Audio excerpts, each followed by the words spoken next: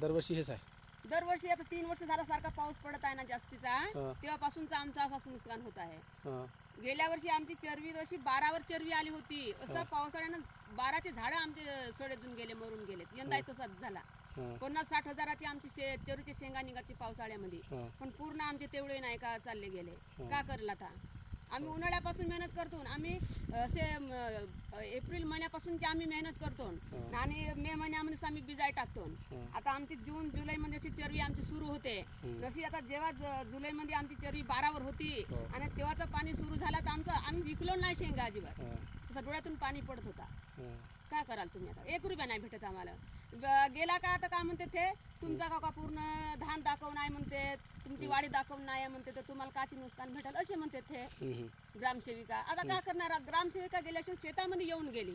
आमचे असे काकडीचे झाडं 12 आलेले काकडी मरून गेली, चेरी मरून गेली. पण ते ग्रामसेविकाला दाखवलं तर ते काय म्हणे माहिती आहे का, आम्हाला ह्या वाडीचा नको दाखवा म्हणे, आम्हाला धानाचा दाखवा म्हणे.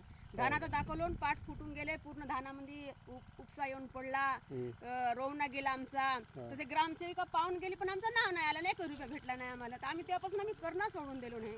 हे अधिकारी लोक काही पैसे घेऊन नाव टाकते, नाव करते, असं काही होते का? करते देवा जाणे. आम्ही काय कोणाला पैसे देऊन नाही. मेन म्हणजे आम्ही कोणाला 1 रुपया देऊन नाही आणि आम्ही असंचे कामं करून नाही. म्हणजे तुम्ही आम्ही स्वतः आम्ही अर्ज बिर्ज देतून वाटल्यास असे, पण पैसे देऊन लाचलुचपत तुम्ही आमचा हा केल्याच पाहिजे असे आम्ही करून नाही. त्याच्यामुळे ते आमचे काम आम्हाला पैसे येतच नाही. चुलीत जाऊन धसा म्हणतो आम्ही, तुम्ही द्या नाही तर नको द्या, आम्ही तुम्हाला पैसे देऊन नाही, अंदरून आम्ही असे काही कामं करून नाही म्हणतो. ते ग्रामसेविका गेल्या वर्षी काकडी पाहिली, मी तिला म्हणलो काकडीचे 12 झाडं मरून जात आहेत म्हणलं, ते उलटी 2-3 किलो काकड्या मला दे म्हणे. मी म्हणलं आमचे एवढी नुकसान झाली तरी पण तिला मी 1-2 किलो काकड्या दिलोय. धरून गेली काकड्या, पण आमचंच नाव नाही आला. सगळ्याला पैसे भेटले 7-7 हजार रुपये, आम्हाला 1 रुपया नाही भेटला. काय करणार तुम्ही आता? आम्ही तेव्हा तिथे अर्ज देणार. आता त्या ग्रामसेवकाकडे गेलोच ना आम्ही ह्यावेळी.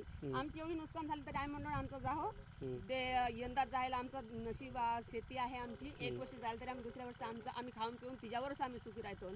त्यामुळे आम्हाला नाही का गेला ना आला तरी आम्हाला काही वाटत नाही, नको देऊ ते सरकारची मी म्हणून आम्ही तिच्याकडे गेलोच नाही यंदा. तरी मी यायलाच म्हणलो, एवढे लोक भरत आहेत हे गेले म्हणून धान तुम्ही टाका म्हणलो अर्ज.